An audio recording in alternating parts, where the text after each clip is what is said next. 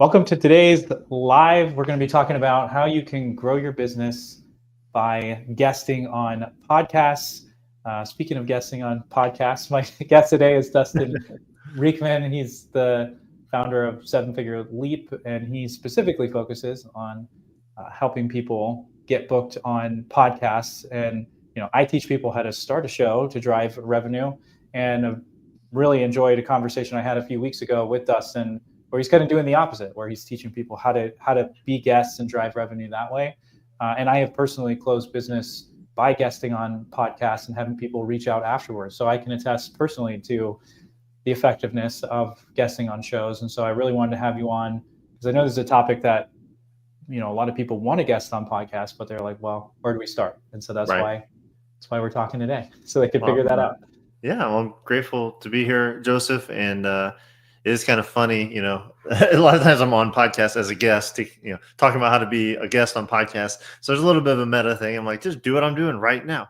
No, but it's great to be here, and I know we had a great conversation. I'm looking forward to kind of picking it up and letting everyone else hear about the strategies and some of the examples and things that they can go take some action with today.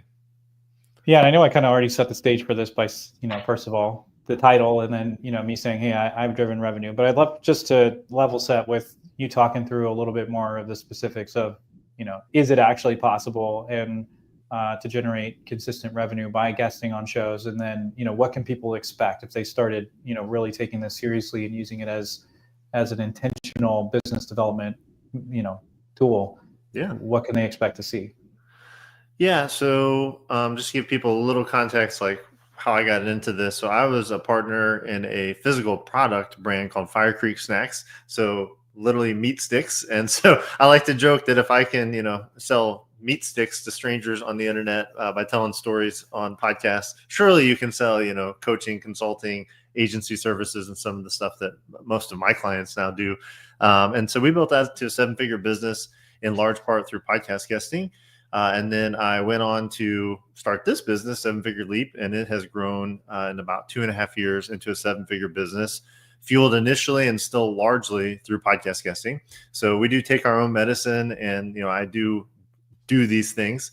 And then, of course, I have a ton of clients that we help with this now too. And so I'm sure we'll go through different examples of different clients and industries and things like that. But our core promise, just to give people like a number, is we have a 90-day program, and our core promise is to add $100,000 of new revenue to your business by telling the right stories on the right podcast. So obviously there's qualifications there for people that have a good offer. We're typically working with service providers, coaches, consultants, agency owners.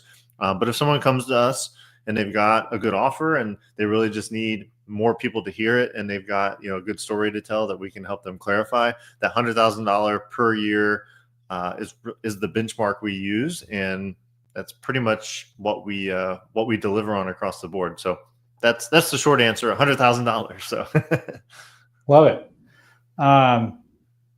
Yeah. So maybe we could get a little bit. I'd love to get a little bit tactical, and if you need to preface with something before, or want to kind of take a little bit different angle, that's totally cool. But I'd really like people to leave today going, okay, I kind of have a at least rough roadmap of what I need to do. So, if I want to go guest on more podcasts to help me get in front of the right audience to sell more people on launching a show, and getting more clients to launch shows and do that, what should I think about? Like, what are a couple of the things I need to start thinking about, put in place, brainstorming before going to reach out to podcasts? Yeah, so we work through a 5-step framework. So probably easiest for me to just sort of rattle through those, and then maybe we can focus on a few of the steps that you think people might be the most stuck on, or people that might need the most practical help with in the time that we have today. So there are 5 P's: purpose, plan, pitch, perform, profit. And so really quickly, purpose is like getting really clear on who you serve and how you're going to use podcast guesting to reach them. Step 2 is plan. So that's basically making a plan of which shows you want to be on. So what's our hit list of great shows that we can go be a great guest on and serve really well.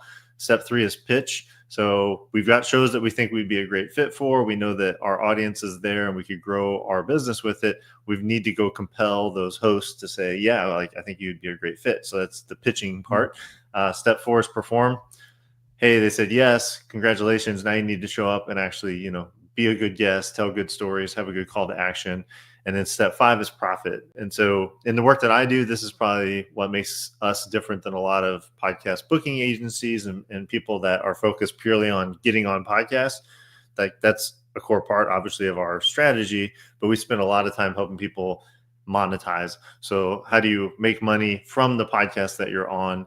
And that takes various forms. A lot of that's through relationship building. So those are the 5 P's, Joseph, to sort of give a framework, and we can double click on any of those that might be more interesting to you or to the audience.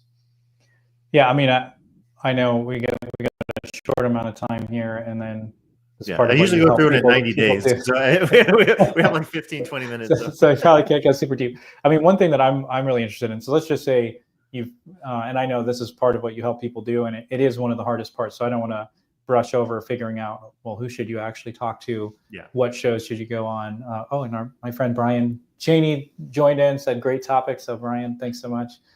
In fact, Brian invited me to go on a live show with him, and that was the first time I did LinkedIn Live. And so, yeah, shout out Brian for look at you now introducing me to this. Yeah, appreciate it. But yeah, one thing that, figuring out what shows you should be on, doing the planning piece, figuring out your ICP, that's an incredible amount of work and effort. And so I don't want to diminish that by skipping over it. But let's just say you figured out, okay, these are the right shows. You've done your research.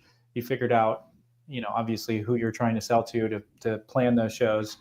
So if we're going into the pitch stage, to pitch yourself and kind of think through your own unique angle and what you're going to say that's going to get somebody to go, oh, I've got to have them be a guest. Yeah. What are some things that you could think through or that you should think through to pitch yourself?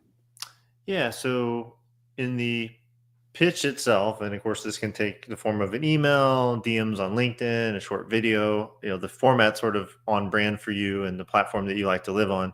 But regardless of that, we basically use a template, an approach that's 3 pieces. And I think what the core of your question is the middle piece, but just give people context. So if you got something from me and it was like, hey, Joseph, love your show. I think, in my mind, I'm like, I'd love to be on there. The first thing I'm going to do is what we call a relational anchor. So that's going to basically let you know, I know something about you. I have something relevant that I want to share. I'm not a random weirdo from the internet. Like it's not a cold pitch, right? And we're going to be very clear and establish that up front. The middle part is what's in it for you as the host. Like, why is this in your best interest to actually let me come on and teach or share? And then the third part is the call to action. Like, are you interested? Can I come on? So that middle piece, though, is the most work. It's also completely recyclable as long as you stay within the same target market, right? So the top part's going to be customized every time in the way that we do this, so that it's truly a warm outreach and it's not, spray and pray. It's targeted outreach. But that middle part, what's in it for the host, what's in it for the audience, is to give people a visual. It's usually like 3 to 5 bullet points. So it's concise, it's easy to read. If you're familiar with copywriting, I would say these are very copywritten bullet points. So if someone's to give, again, most of us have read, some people have written books. If you think about some of your favorite nonfiction books, you flip it over on the back and there's the bullet points of like, here's who this is for and what you're going to get out of taking the time to read this book. That's kind of what we're doing in this email or in this message. So that's what we're trying to convey is value. And so that's going to include things like numbers, names of your framework or your process or the thing that you want to come on and teach. It might include 1 bullet point about a case study, like, hey, how Lachey Lewis, made $30,000 a month by using this strategy. And maybe the takeaway that you think the audience is going to get, hey, by featuring me, every audience member is going to get this amazing gift of a podcast, podcast profits playbook. So it's kind of a long answer, but really what we're trying to do is show the unique value that I can give your audience. And it's setting this up as a win-win-win relationship to where you're excited as the host, I'm excited as the guest, and the audience would be excited to hear me, not like, I want to come use your audience, I want to come take. It's all about give. Yeah, I mean, and people who have been around me or followed anything I've talk about a lot of the same concepts. So it's, similar idea when you're pitching somebody to come on your show. I mean, it's honestly almost identical to a lot of the stuff that I'm teaching people to do, because you're reaching out to somebody who you want to have on as a guest, and you're saying, hey, you have something really valuable to give, and I want to provide a platform for you to share with my audience your expertise. And then, they get a platform, and I get the opportunity to build a relationship with that person, not to try to pitch them or sell them on something, but to get into their orbit so that they know I exist. And, hopefully there's an opportunity to build a deeper relationship with them through that. So it's a really, seems like a really similar approach to when you're going to pitch yourself. But instead of focusing on their expertise, you're focusing on why your expertise is valuable to their specific audience. So, a little different focus of the content. Yeah. And I think hosting and guesting, what we're calling, having your own podcast or being a guest on someone else's podcast, they are two sides of the same coin. So we focus on guesting for a variety of reasons, but many of the same things apply, like you just said, to the hosting. And I think the key to making these bullet points land is actually the work that we do in step 2 that precedes it, which is, why do we choose this podcast in the first place, right? And so we are coming at this for people to give people context. I'm not just sending this to any random podcast. These bullet points are targeted to a specific show that I legitimately feel like I can come give unique value because I know something about the show and their audience. And so I think it's important for people to be like, okay, like these are not random bullet points. These are very thoughtful bullet points, and they're sent to a recipient that should, at least in theory, be very open to seeing them and will immediately see the value for their audience when they read them. And I mean, in the same vein, because sometimes people are like, oh, well, they feel bad about sending a pitch to somebody to come on your show, and they're like, well, how is this valuable for them? And it's like, well, you got to make it about them, and you have to make it valuable. So be a valuable show and be a valuable asset for that person, and make intros for them, and make it about them, and there is value in it. But at the same time, if you think about it, hey, look, if you're inviting somebody to come on your show, you're giving them a platform. There's actual monetary value, because people pay tons of money to get booked on podcasts, and so you are actually giving something of value. And on the flip side, it's also true. There's a lot of podcasters, podcast hosts that are looking to book guests, and sometimes they are struggling to do that, and they want to find great people who are going to provide value to their audience. And so same thing, if you're pitching yourself to them, if you're doing it to add value to their audience, and you're doing it to be helpful and to build relationships, you're doing them a service by reaching out, because they might need to book guests, and they're going to put a lot of effort into going out and try. And I can speak from experience. You might spend a lot of effort going and trying to book people on your show. And so by pitching, you are actually adding value to them by presenting yourself as an option. You are. And even if that host, let's say they're at a phase in their podcasting journey where they're not actually recruiting guests, right? They wouldn't, if you ask them, are you looking for guests? They'd be like, not really. Even in those cases, if you provide the right bullet points, the right content, they're going to be like, okay, like I wasn't looking for this, but now that I see it, this is going to be super valuable to my audience. And so the effect that you want the host to feel is, this is uniquely valuable. I'm really want to get to know this person. And this show's basically outlined for me, so I don't have to do any work. Like I already know when I get this email what this interview is going to sound like, and I can trust this person because they seem like they're cool. They have some credibility kind of built into the email. So you want to make it as much of a no-brainer as possible for the host. That's going to definitely be true if they're looking for guests, but I guess as an encouragement for people, if you think the shows you want to be on aren't really actively pursuing guests because they have a backlog, you can still get a very high success rate if you send the right type of pitch. Well, people should work with you on figuring that out, because there's a lot of work that goes into that. Yeah. Yes. And then another piece that I'm interested, that I think, because I think, again, like with planning and all of that, there's we could spend hours focusing on all of that content, but I want to leave people with something that's really practical. If they go, okay, there's one show I'd like to go on, and they've already figured that out, and they want to pitch themselves. You talked about the pitch, right? Okay, so now let's go to the step beyond that. They accept you to come on the show. How do you make sure that you're a great guest? And you don't know how that show is going to go. As in, like, some hosts do a ton of prep on you as a guest. Some of them are going to send you questions ahead of time that they really researched you. Sometimes you're going to show up and they're really not that great at asking questions, and they're just going to throw random things at you. And so you don't really know, it's kind of a gauntlet of things that could be going on that show. So how do you prep so that you're a great guest no matter what the host does to prep you for the show? Yeah, it's kind of like, I answered the pitch part by saying it's way easier when you do step 2, right? Well, the perform part is way easier if the pitch is good, because if they're responding to your pitch, you have one leg up, and that is you've already told them what you do want to teach. Now, it doesn't mean they're going to definitely follow those bullet points, but they're probably going to generally follow the bullet points or pick one of them and say, I really want to focus on this. This is a really an interesting topic to me. So in a sense, you are helping to dictate the topic of the conversation as much as you can as a guest, right? It's not ultimately your show, it's their show. So just kind of say that as a starting point. And then as far as how to prepare, basically every conversation, including every podcast interview, has a beginning, middle, and end. I always like to when we work with people, to begin with the end in mind. So what is the call to action at the end of the interview that you want to call the audience to, for those that are like, I really like this, I really want to know more? Think about that, because what you're going to tell people to do at the end is going to inform what stories and what teaching you want to do in the middle, right? And then to a lesser extent, what you're going to do in the middle has some influence on how you introduce yourself and position yourself at the beginning. So that's sort of structurally, I think of like, practice your introduction. Joseph introduced me today and it made it really easy, but many times the host would be like, Dustin Riechmann is here. Dustin, tell us a little bit about yourself, right?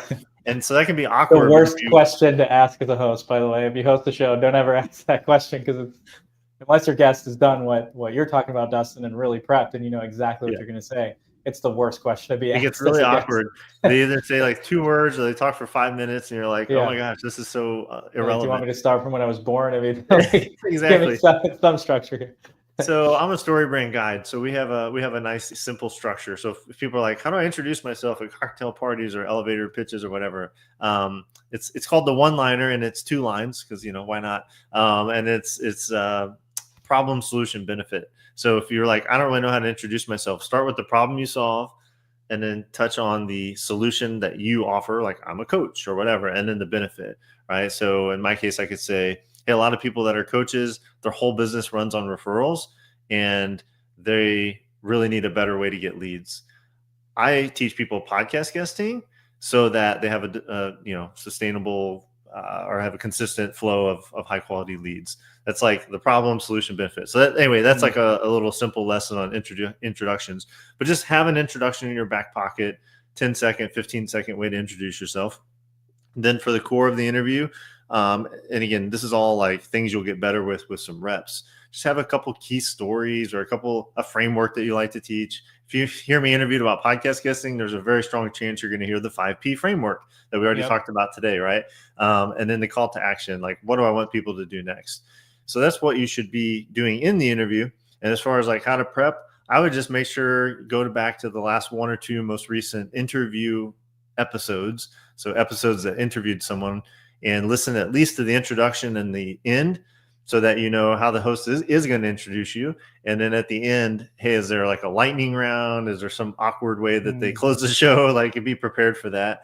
And that's it. So if this is your first time, by all means, listen to 3 full episodes and really get to know their personality and all that. But if you get to do this at scale, like the way that we teach it, we're doing this every week, you're not going to have the time or the need to prepare that much. So just introduction or the first 2 minutes and the last 5 minutes of a recent interview episode is going to give you a lot of comfort.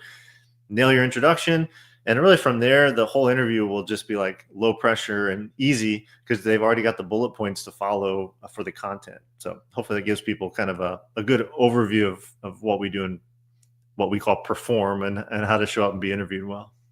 I love that. Yeah. And one thing you've mentioned a couple of times that I've traditionally not been very good at, but I've really worked on, is having stories in my back pocket. Yeah. And I'm working specifically on going, okay, what questions do I get asked all the time? And instead of answering that in a super tactical way, answer it through a story, either a personal story or whatever. So if somebody's like, man, can you actually generate revenue through being a podcast host? I'll go, oh yeah, one of my clients closed a $700,000 deal from his first LinkedIn Live that he ran. And I'm seeing that kind of stuff across different clients. Other ones, it's more like $50,000 in their first 3 to 6 months, kind of like you said, depending on how honed in their offer is, right? But having those stories, even something super simple like that, right? That's like 1 minute, but all of And a if it sudden has a number, I think there's a lot of magnetism in numbers, like 700,000. Like I'll remember that. And I threw it in like a 5-second version, but people may recall earlier in this episode when you said, like, you asked me, how do people how do people get on shows, or no, can this really work for podcast guesting? And although I have a bunch of different examples and things I could have went to, I said, funny thing is, I was selling $2 meat sticks, and I said we sold 7 figures. Like we sold $1 million of $2 meat sticks by being a host on or a guest on people's podcasts. That's not even really a story; it's more of an antidote, but it is sticky. And people, I can't tell you how many times I meet someone on LinkedIn or at a conference, like, oh, you're that guy that does podcast guesting. And then the next thing is, I thought it was so cool that you sell meat sticks on the internet, like, and because it's kind of a funny thing to say. I say, the random weirdos from the internet thing, like that's just like a little thing I say. It's not even a story. And depending on the length of the show and the focus of the show, a lot of times I'll tell an actual story. And a great story, if people want to, again, have a little framework for it, is just empathy and authority. So if you're wanting to get a point across, start with empathy. So I kind of told you my one-liner that I didn't really have to use today, but if that was my one-liner about like high ticket or coaches that are dependent on referrals, at some point in the middle of the conversation, I'd be like, well, I'm glad you asked that, Joseph. So I found myself in COVID. I'm not sure a lot of people can relate. I had what was a pretty thriving consulting business doing marketing for a bunch of people. And overnight, like half my clients were shut down. And then, I had the meat stick business, and that was like shut down. Basically, we couldn't travel and do the things we were doing. So I was living in this like pit of uncertainty. Like I had no idea if these businesses were going to last. I went from one night, had a beautiful business. The next night it was all taken away. And I felt super scared. I didn't know what to tell my wife. It was a really freaky time. So that's empathy. And it's all true, by the way.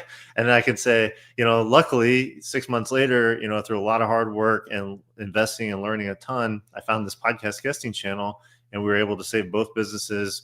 And since then, we went on to work with almost 200 entrepreneurs. They've generated $2.5 million. Like, it's really crazy to think back from that low point, what we've been able to do. And I would have never chosen this for myself, but that's kind of the path that God put me on. That's a story, right? And it starts with empathy. I know how you feel if you're feeling like this. I've been there. And then authority. And I've done some stuff, like I can actually help you with it. So that's a good story structure for people if they're like, I don't know how to tell stories. Empathy and authority, it makes it really simple. Yeah. I love that. Yeah. And it's actually interesting because I've always been in a meeting. You could probably tell partially through this conversation, because I keep pushing you to go, hey, I want people to have something to take away. Like I like learning, and a lot of times I like cutting through the fluff and like, what do I actually need to take away? Same. But I found that like stories really do stick with people, and they don't even have to be your stories. Like you can figure out different ways to do it. And I use Dave Ramsey all the time as an example. Yep. He's just one of the best in the world. And I've gone through tons of his content before. My wife and I have facilitated Financial Peace before. And there's this one story that he tells in Financial Peace at the very beginning. And I can hardly remember what the lesson was about, but it's the story of him as a kid riding this red tricycle down these super steep hills in Nashville with this, and he's bald and he's like, with my hair flying in the way, and it just gives you this visual, right? And this is probably 12 years ago that I taught the class, and I still remember. And I remember the lead up to that story too, because he kind of goes way off on the back hills of Tennessee, and there's all these huge hills, and you get stuck on these hills. He paints this whole long picture just to make a point, and the point is basically like freedom is amazing, and it should be something that we're going after. I think that was the point he was making, but I don't even remember the point. But I remember like this entire story and the lead up and everything. And so if we want to connect with an audience, telling a story is way more memorable, and in some ways, like the less practical the story is, the more people remember the story, and the more they'll remember the takeaway at the end, as long as it connects to what you're talking about. So I'm very passionate about story. My brand was almost called like 7-Figure Stories, but it's 7-Figure Leap. And then the tagline is, we help mission-driven entrepreneurs grow 7-figure brands by telling their story. So, and I'm a story brand guide, as I think I mentioned. I mean, the reality, like scientific, I'm an engineer by trade, so I'm very like practical and scientifically minded, right? And so the reality is that our brains literally like file and retrieve information through stories. So if you want to think about like PDF files going into your brain, and then when you need to access something, you pull them back out, the filing system is stories. And that's why all of human existence has been communicated through stories and parables, and all our religious texts, all the best, Bible stories, and I'm sure other religious texts that I'm less familiar with. They're all done through story, right? And all marketing is done through story. All of, everything, motion pictures, books, everything that you can remember. The reason you remember it, whether you realize it or not, is because it's in the context of some story that either someone told you or you created to file it away. So it's like legit real, that the reason you can remember that Dave Ramsey thing is because it was in a story. Now, I'm sure in some page he talked about some financial calculation that maybe meant a lot to you in the moment, but you can't recall it 10 minutes later. But if it was in a story, you'll remember, oh yeah, I remember Susie had $700,000 in debt, and I'm using 700,000 because you put it in a story a minute ago and made me think about it. But anyway, so story is a legitimate, real, scientifically viable like way to get into someone's head, and I mean that in like the most positive way possible as a marketer. I love it. Yeah, I mean, we've covered enough here to where I think if we go too much deeper, nobody's going to remember anything that we talk about. So I probably don't want to go too much deeper on that, other than to just say, with the stories, just from my own experience, you have to be intentional about crafting stories around the points that you're trying to make. And so, it's not that you're telling a random story; it's that you're trying to make a point, and you know what that is. You know where you're going. Like you said, begin with the end in mind. So if you're trying to get there, have a story that gets you to that point, but then really practice telling that story in a way that is meaningful, that people are going to remember, that's going to connect with your audience. Otherwise, you're just going to end up rambling, trying to tell these stories. So it's something you really have to practice, and it sounds like that's something you really help people do through your program. So speaking of helping people do those things through your program, I'd love for you just to share a little bit. Well, first of all, I don't know, Victoria, if you're still here, but Victoria was on saying, very valuable conversation. Thank you both. So shout out to Victoria. Thanks for jumping on live.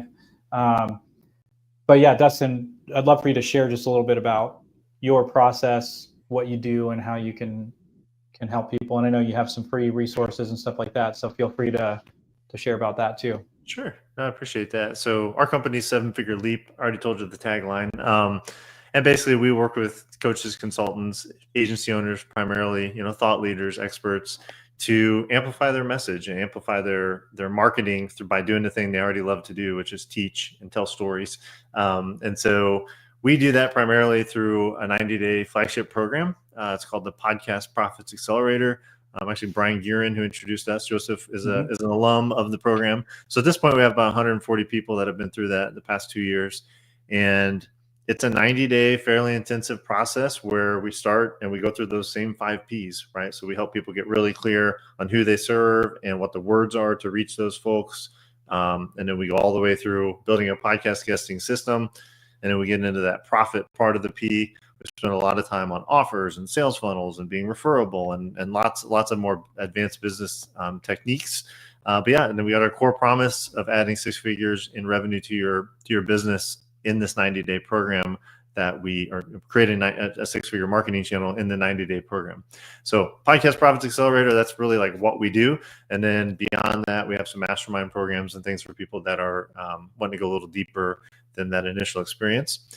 And so if people are curious about that stuff, they can just go to 7figureleap.com and you'll get an overview of kind of how that's structured and what it looks like. And you can book a call right there with us and explore it and see if it's a good fit. And as far as free resources, so if someone's listening and they're like, I really like this, I want to see that template that Dustin talked about how to actually pitch people. I want to like calculate for my own business with my offer and the number of podcast appearances I might want to do, what this would actually mean in real revenue for my business, and some other case studies. We got all of that for you at 7figureleap.com/playbook. And that's just a free resource page. It's got a lot of great information about podcast guesting and the work that we do for people to kind of go choose their own adventure and dive deep wherever they want to dive deep. So 7figureleap.com/playbook, free stuff. And then, just 7figureleap.com if you want to have a call with us and see how this might work for your business. This is what we're called to do, and we love to help people with it. Awesome. Yeah. Well, Dustin, thank you so much for joining the show. For anybody who's looking to guest on podcasts, I've only had a couple conversations with you, but you came highly recommended from Brian Gearin, who I really respect and trust. And just the conversations we've had definitely see the value in what you're doing. So definitely go check out what Dustin's doing at Seven Figure Leap. And with that, thanks so much, Dustin, for joining me and sharing all of your wisdom. Oh, my pleasure, Joseph. This was a lot of fun. And if people are listening on LinkedIn, click on my name, and I'm super active on LinkedIn too. So I love to connect with people on the platform. All right. With that, we'll see you guys next time.